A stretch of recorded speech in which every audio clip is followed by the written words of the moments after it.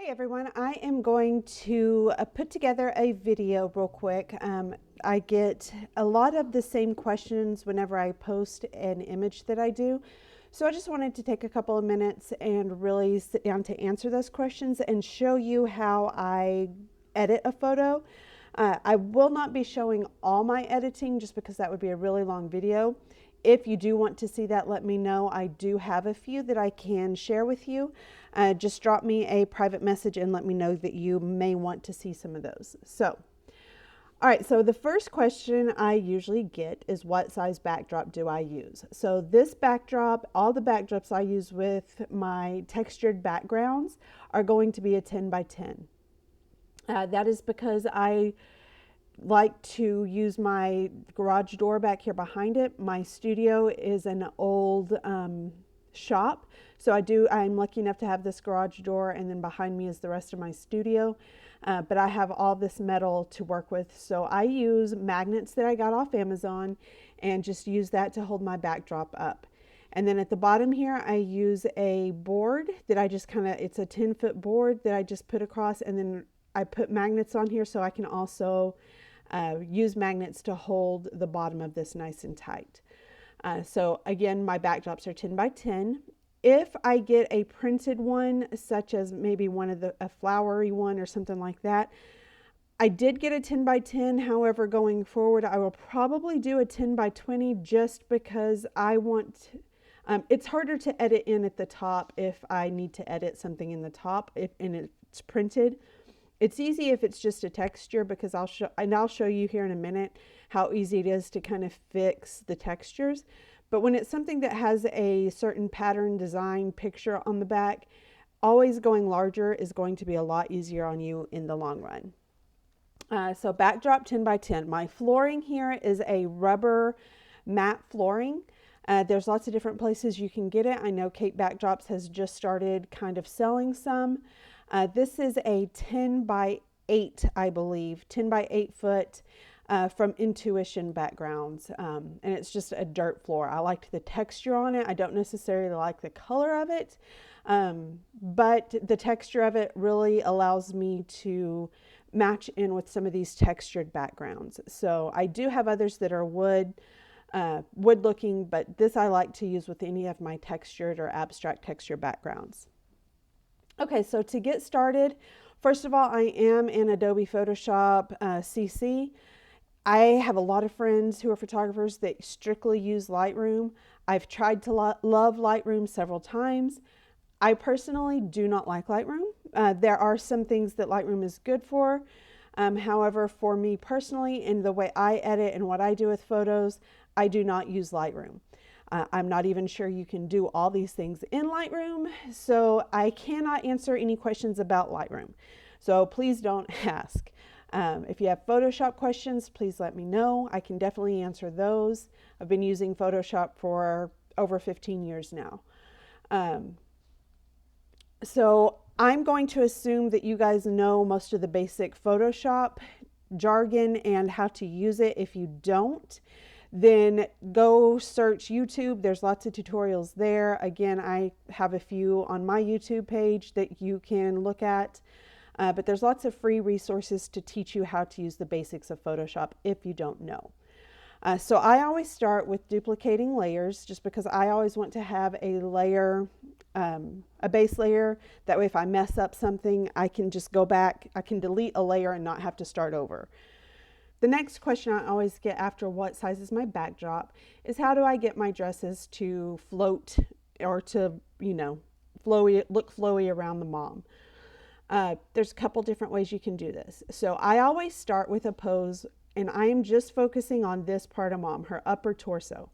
I want to get this part right so that I always have this base to go by, and then I can edit the dress. Now, I'm not going to be showing you how I edit dresses in this tutorial, but this is a question that comes up often, so I'm just going to answer that real quick.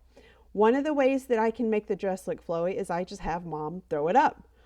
So this is an example of this. You can tell she just did it because her arms are still up. Now, I wouldn't want to edit this part of the photo, but I do like this dress part, so I could just kind of select this out, copy it, and then I can bring that over to my other photo, and then with some Photoshop tweaking, I can make her dress float like that. But then I have this base to work with again, so that I always have her body in a position that I want. So mom throwing it herself, that's one way you can do it. Here's another example of that, where mom threw it and then moved her hands back really quick. Some moms can do that. It also depends on the fabric you're using. A lot of the fabrics I use are going to be silk chiffon, anything that's very lightweight and can kind of catch some air. So mom threw this herself and then got her hands back. Again, I'm not loving this position, so I would edit this onto that photo. Another way, if mom cannot or is not comfortable throwing the dress herself, you can bring dad into it. And dads always love this, and you know, they like being part of the process as well. So I'll have dad kind of toss it up, and I use my high speed setting on my camera to take lots of photos. So it may be that one finished image of a dress floating may actually include up to 8 different photos. So I just kind of cut out the parts of the dress I want and then stitch it into my base photo. All right, so I am going to use this one to kind of show you guys how I fill in the sides, change the color of the floor, and fix any wrinkles in my backdrop, because those are the questions I get asked a lot as well. So again, I've already duplicated my layers. Now I'm going to use my lasso tool. You can really use any selection tool you want. I personally have just found that the lasso tool kind of works best. And then I am going to select out, just drawing that line around the parts that I want to fill in or take out. So you can see right here that what I've selected. Now I'm going to double click and I'm going to go down to fill right here. And you should see this dialog box pop up. It will probably by default be set to either foreground or background color. So just make sure you use that drop down menu and select content aware. These are just the default, whatever pops up, I just leave that there and click OK. And then it's going to do its magic. And now it's filled in. Is it perfect? Not yet, but that's a start. So now I'm just going to go over here and I'm going to do the same thing to the other side. So now we have filled in the sides. Again, it's not perfect, but this is a great place to start. So I'm going to duplicate that layer. And then I'm going to come over here and use my patch tool. It's right here under the spot healing brush, this patch tool right here. What I'm going to do is I'm going to zoom in a little bit and I'm going to start fixing these wrinkles. So the way I do that is I just select a piece and then drag it to a piece that I like, or a portion of the background that I like. So this can take a little time. There's other ways you can do this, obviously. I just like doing it this way because it gives me a little more control. I know what it's going to look like. So I'm going to go around and I'm going to just quickly do this to the whole backdrop.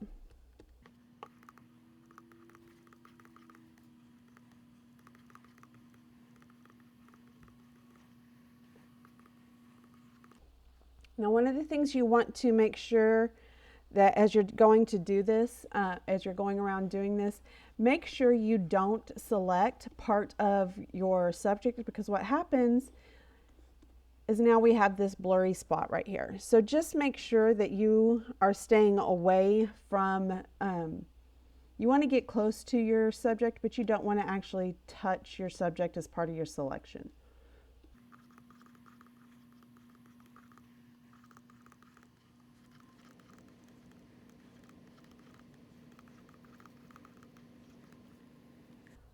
Okay, so that is good for now. Now I'm going to fix kind of some of these darker areas. Oh, hang on, I see a little piece right here that I need to kind of fill in. All right, so I'm going to go in and I'm going to fix some of these darker areas. And there's, again, several ways you can do it. I'm just showing you what works for me. If you have something that works for you, please feel free to share, because I would love to find different techniques in different ways, especially if it's going to make my editing time faster. So what I'm going to do, again, I duplicate layers, so I always have that working layer to go off of. I'm going to create a completely blank layer. So if you look over here, you see there's absolutely nothing in this layer. I am going to come up here, set the blending mode. For the layer, I want my blending mode to be on screen. And what that's going to do is anything that I paint onto this layer is going to lighten it. So now I'm going to choose a color over here that I want to use, and you can tell what color that is. And I'm just going to, with my opacity for my brush at 100%, I always use my brush opacity at 100. And then I'm going to drop down my layer opacity down to around 25 to start with. And I'm just going to paint on. And you can see what that does is it's going to lighten anywhere that I paint without taking away all that texture. I can go in and kind of get different colors if I want to. And then if it's a little too much, I can always go in here and I can adjust the opacity of my layer. Now, if I was using, a lower opacity with my brush, then the brushes start looking kind of wonky. So that's why I always leave my brush opacity at 100 when I'm painting on and just change the opacity of the layer itself. So I'm pretty happy with that. Now what I'm going to do is I'm going to merge this color layer. I'm going to merge that with the layer below it so that it is together now. And now I can go in with my my patch tool, and I can kind of adjust and kind of fix anything else that I may want to fix, because now I have the colors corrected. So again, this is just eyeballing it, getting it to what you like. Okay, so once I've gotten my background to what I like, I'm going to focus on changing the floor color. So before I change to the floor color, I want to select out my subject and the dress that she's wearing. So Photoshop has a couple of ways you can do this. If you come up here to the quick selection tool, you can do quick select and you can manually come in and select what you want. That's one way. The other way is if you come up here to select up here in your menu bar and select subject, Photoshop has gotten really good at selecting out the subject for you. Sometimes it may miss parts, like you can tell right here under this arm, it missed that part. I'm not worried about that. Main thing I'm concerned about is just these outside edges. It's gotten all the dress that I want it to get. It's gotten most of her hair. There is a little spot, you may have to zoom in. You can tell there's a little spot here, so if I need to add anything, I'm just going to use my quick select tool. I'm just going to add that to my selection. All right, so once I have the selection, oh, there's part of her arm because I don't want this part of her arm to be changed at all. All right, so once I'm happy with the selection, I like to feather it slightly. So I'm going to double click, I'm going to make sure I'm on this select tool, and I'm going to feather that out. I usually stay around 1 or 2. It just softens the edges slightly so it's not quite such a stark contrast. All right, and if you see right here, now my subject is on her own layer. If I turn all those other layers off, you can see she's on a layer by herself. Now if you want to go in and take out these pieces, you can. Again, I'm not too concerned about that right now. This is a quick tutorial. If it was doing it for a client, I might go in and select that out. But again, that's just a preference for you. All right, so now I'm going to make sure I'm working on the layer below my subject that's on her own layer. I'm going to drop in another blank layer. Again, you can see there's nothing on this layer. And I'm going to come up here and change my blending mode this time to color. So now once I do that, anything that I paint on this layer is going to be that color. So I'm going to come over here and I'm going to select the color I want. I want kind of a darkerish, I don't want to use something light. I want something a little darker. Let's try that. Again, my opacity on my brush is 100, and I'm just going to paint on where I want that color. And you can see it's changing the brown part of that background, but it's not changing the dress part because I have already cut that part out and it's on top, so it's painting under my subject. Now if I were to turn that off, you can see where it's painted on the dress. That's why it's so important that you select your subject so that it doesn't change or alter that. I'm pretty happy with that. I'm going to leave it right here for now, and I'm going to merge that to that layer, and I'm going to work on fixing this line. So again, this is two different backdrops. I have this line right here, so I'm going to go in and I'm going to fix that and blend it together. To do that, I use my patch brush, and I'm just going to select along. I'm making sure I'm not touching this part of her. I'm going to select that and then drag up. And so that has just kind of taken care of that harsh line. I can go in and kind of, I'm using the patch tool to just kind of go in and fix any areas that I want to soften a little bit more. And then once I get that where I want it, now I'm going to use my cloning brush, and I'm going to select and just fill in. And because I have her on her own layer, again, it's not going to affect my subject. All right, I'm going to do the same thing on this side. And you can see right here where we did our initial fill, it kind of didn't select that. I'm fine with that. That's less that I have to worry about now. So again, I'm going to select this out and then just drag up, and then spot fix anything that needs to be fixed.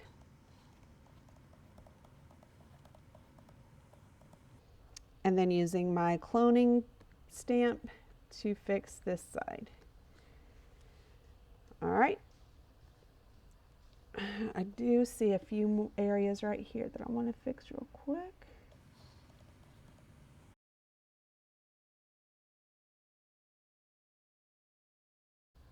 Okay, so now I have fixed that line. If there's something, you can use, for example, right here, I want to blend this a little bit more. I can come up here. I'm using a blank layer. I'm just on a normal brush. I'm not changing the blending mode at all. Just kind of softening that line a little bit more, merging it, and then again using that patch tool to kind of soften that more. Again, this is totally up to you and what you prefer. You can do as little or as much as you want. But then once I have it where I want it, I'm going to merge down. You can see right here where we started and where we are right now. So it looks like a lot of work, but it was actually pretty quick if you just use those tools, the content wear fill and the patch tool. It's pretty easy to get it where you want it. I want to change the backdrop color just slightly to match her dress a little more. So I'm going to do a blank layer. I'm going to set this to overlay. Now, if you haven't messed around with your blending modes, do that. They're just fun to use. Kind of adds to your image and can do a lot of different things with those blending modes. So if you're not familiar with those, just play around with those, use YouTube videos to see what they do, and then just practice with them. So I'm on an overlay blending mode on a blank layer, and I'm going to select her dress color. So I'm going to select this color here.